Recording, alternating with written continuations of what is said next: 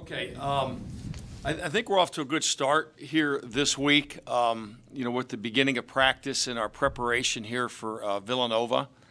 I do think our players are very much in the mindset that they are up to the challenge here of bouncing back and kind of putting last week's defeat behind us. Villanova obviously is a very talented football team. I feel like they're playing their best football right now. I think that's always one of the dynamics in the schedule that are so hard to know at the beginning of the season. Since Robertson's injury, I think that they have been able to continue to improve week to week here with a little more continuity on offense. So I believe they won 2 in a row.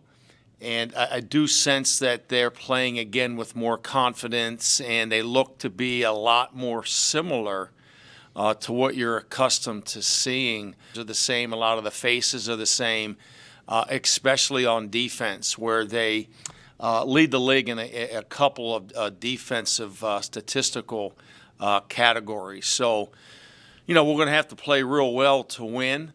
But that's kind of the expectation here in conference play with Richmond and Villanova. And going on the road, again, presents its own challenges. But like I had mentioned earlier, I think we're off to a good start, and I think our players are ready to bounce back. At this time, I'll take any questions here from the media. Coach, it was 10-9 last year. I wonder if you were expecting you're usually pretty good at guessing the forms of games. Would it be that form? Well, I think it's maybe a little more likely that it's a lower scoring game than a higher scoring game. I don't really think it'll be a shootout kind of a game. I think both teams are really going to want to establish the run game and a little more of a ball control type of game plan heading into the game. So I would envision that being a little more likely. I think 10-9 is a little low. Year's game, red zone turnovers. I know we fumbled on the one going in. We picked one of their passes inside the 5 when they were going in. So I do think it'll be a little more of a lower scoring type of a game, expected to be very close. You said you notice they're playing with more confidence.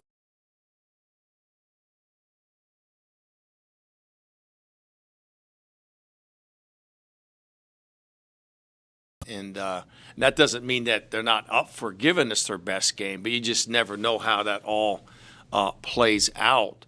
That's certainly a factor in the equation, but that factor is really on both sidelines as you head into your weekly preparation. So I said it last week, too. We needed last week's game just as much as New Hampshire did, and I say it does. And, I think that the peace of mind comes in the reality that you want to remember, and we've been in meaningful games here in November through. And as I always talk about, it's always the body of work. It's always the season in its entirety that is most important. And, every team is going to. I just think it's important that we have positioned ourselves in a good enough position here that we still have control. And that's what most teams do not have in this moment. Danny, could you speak a word or two about Gordon Collins' impact? Been a little light in the running back department for various reasons. He obviously gave you a great game in New Hampshire. Yeah, and the thing about Gordon is we kind of know what we have in Gordon. He is a tough, physical, gifted athlete. He's got great makeup for the game. I mean,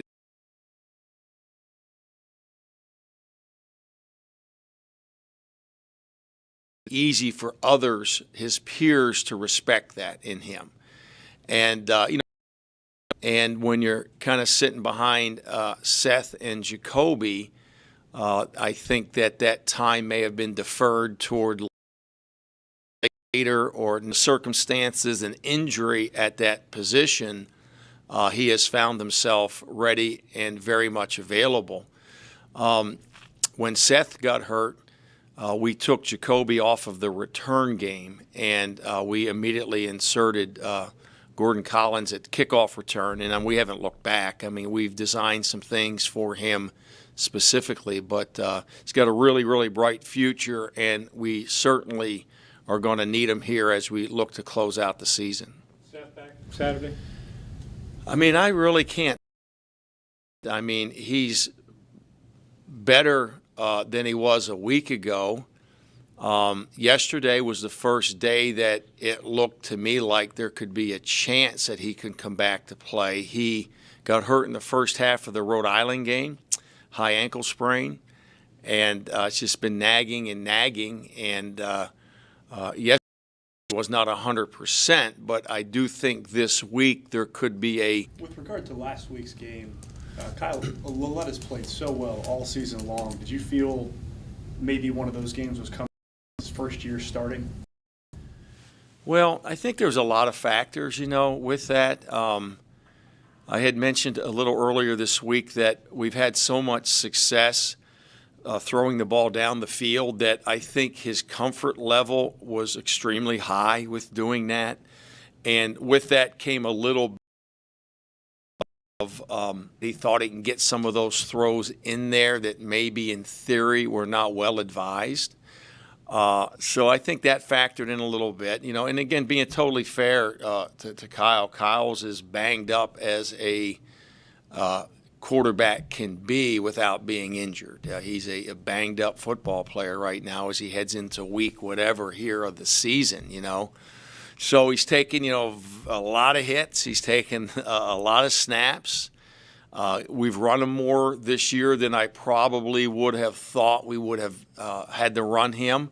If we would have had Broadus through the course of the season, we probably could have run Kyle a little bit less. So all these things factor in by some percentage, but he's certainly healthy enough, confident enough, talented enough, and this young man is focused and committed enough to be able to come out and put together a superb performance. So that's kind of the nature of the world I live in, and right now we're trying to generate the amount of energy and enthusiasm and passion and focus to be able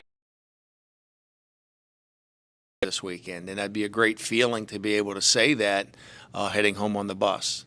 As a follow-up to that, do you think his confidence is going to be back to where it needs to be to play well at Villanova? He'll be back to play well. I mean, it's just can he play the game I just defined? I don't know. But I do think that he's a confident young man. He's confident in his skills. He's confident in the talents of the players that he is surrounded with, and he's a smart football player. And by that, I mean that he recognizes he has other weapons. He recognizes he has other ways to advance the ball other than play action shots down the field, and he's certainly able to use those other tools to help us stay on the field, control the ball, and score points. A lot of conferences seem to be backloading everybody's schedule. This notwithstanding, are you a fan of having this type of gauntlet in November for everybody? It's not just you guys, but it's everybody. Or would you like to see the teams that are traditionally picked near the top of the conference a little more spread out throughout the season? Well, we were just given the conference schedule for next season was just released to me a couple of days ago, and I saw a couple glaring things on there that I said, oh my gosh, I can't believe this is the way this came out. But that's the nature of how they have to operate. There are a number of filters that the conference has to consider. Home, travel, schedules together. And when it's all said and done, I mentioned this earlier,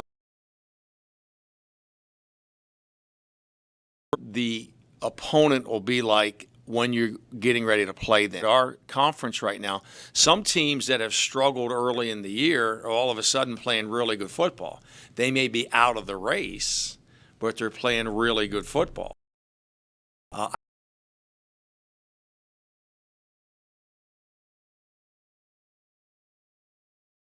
Would if you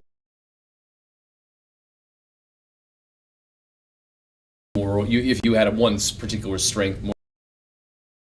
Yeah, I think that's a really good point. I think that, I think that if we were truly a pass first team and a spread shotgun team, and we kind of found ourselves stuck in neutral a little bit, you start wondering where will you go?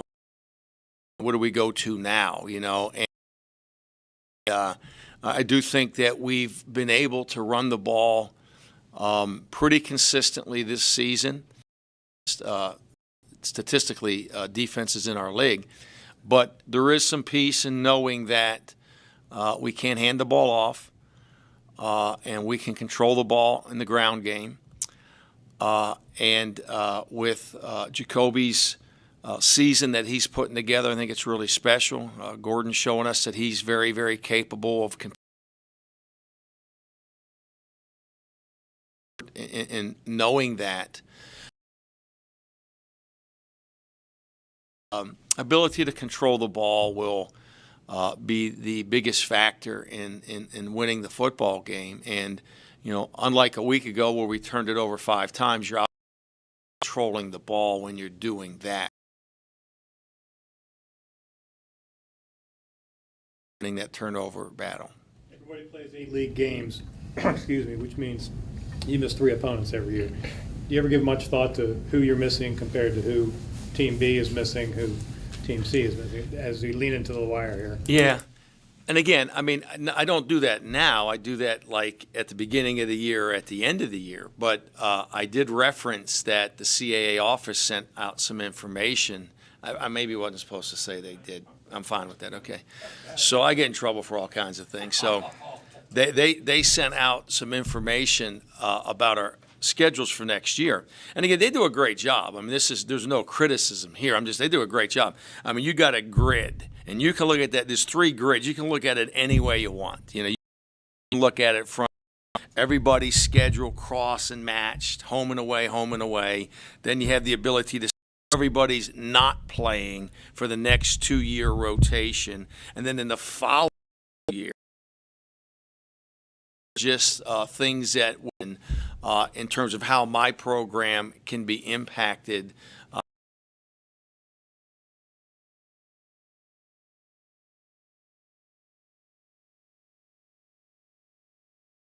To be able to sit there and kind of map out a 3 or 4 year. I'm honored and blessed to be a head football coach in our league. I've said that a lot. And this is a tough league. This is a balanced league. And I think this is a league that has a lot of good programs, a lot of talent, and a lot of good football coaches. Do you think Jacoby has vaulted himself into being a Player of the Year candidate?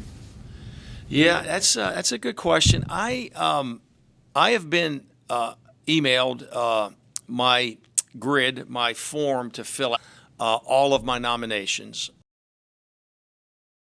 All conference first team year accolades. When I received it 2 weeks ago, I kind of sketched.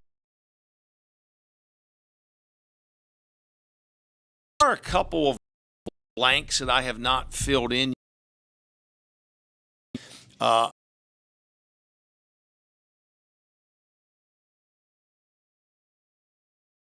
Kind of what I haven't done yet. So right now I'm saying, oh, heck yeah. Jacoby's had a great year.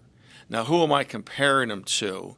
And there's a merit in me putting Jacoby Green's name on that line for Offensive Player of the AA. Then when it shows up, would I actually vote for him when it comes back with the other names on the ballot? So there's some thought that goes into that, and I've yet to really make a determination. But I would have to think he's a viable candidate. Is Vad Lee on the ballot? I wouldn't know right now. See, right now we're just recommending our own players.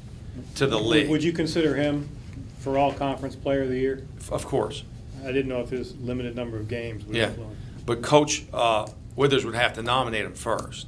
So that's kind of what I'm saying. There's a lot of nuances that go into it. And then, you know, I look at like my offensive line. I can't like name all 5 guys. You know, then they're all going to say, what's Rocco doing there? You think all 5 of these guys are all conference, you know? So you got to have some thought, some strategy into how you put it out there so people can see it and receive it in the right way, you know? And I don't want to put a guy's name on a line like that for the year and a little later next week. All right, thank you very much. Thanks, Coach. Appreciate it.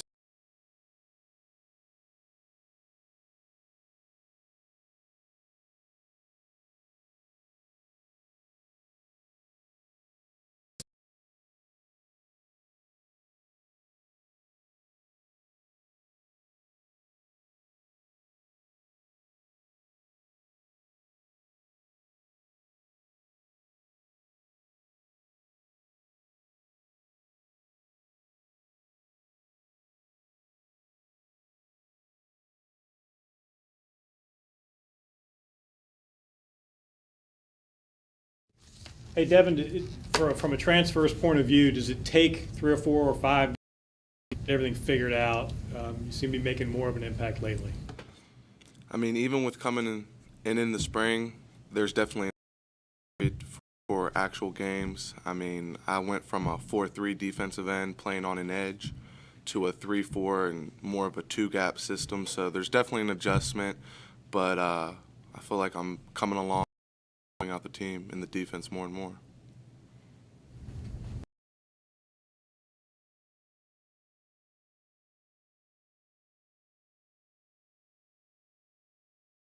It's very, very passionate, and the rivalry is very real, so it doesn't take long to figure out and catch on about it. Time, but a comparative level of competition.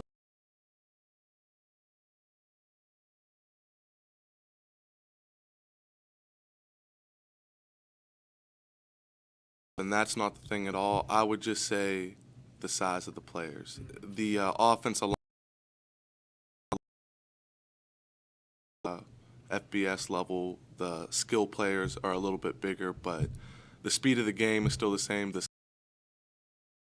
skill level, my impression of it is the people that wrongly got overlooked for defense.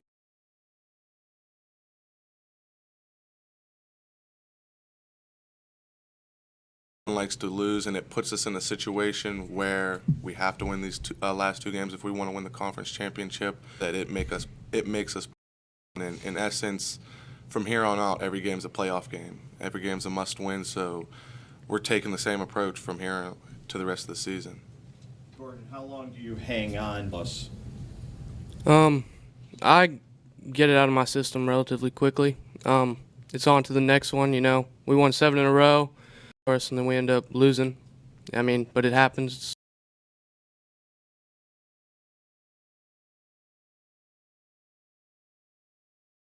Was undefeated every year, or a loss, but it's all right.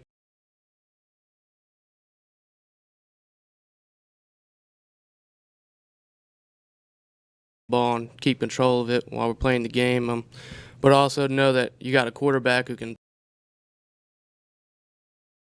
run game's not working. I'd say unique defense. Coach Woods referred to it as a fire ant defense. They swarm, and the best way I could describe it is you got 6 big guys that play like the front 6. You got the 3D line, and you got the 3 linebackers. And I like to think of the rest of them as a bunch of running backs who got converted to defense. They're not small, they're pretty big, but they're really fast, and they can cover, and they can tackle. Hey, Devin, on the other end of it, everybody had a pretty good idea of what like with John Robertson. He'd been there so long. What do they look like with the new guy? As Coach Rocco mentioned, they're definitely changing, not so much their scheme, but their play calling and their playbook to custom fit the new quarterback. But they're still running a and I feel like they're getting him better and better, and he is adjusting to the role and becoming better. And they're running some different things, some more options to fit his style of play that we have to adjust to. Gordon, you made the most of a good opportunity last week. Is there a way to bottle it, take it forward? I mean, I guess I could just say I hope for more. You know, I'm just going to keep playing the way I have. If I get more opportunities, I'm getting there and take them head on. When you started the year, did you kind of figure, okay, I'm going to be a backup this year, I'm going to have to wait till next year to really get my opportunity? I mean, I guess in a way you could say that was in my head, but at the same time, I'm a big special teams player. I'm on all the special teams. That was my focus, you know. I mean, if I get the chance to play running back, that would be great, and I'm ready to go on head play. But, I mean, I focus on the special teams as much as I can contribute to this team. That was a big part for me. Now I'm just getting the opportunities, take them on.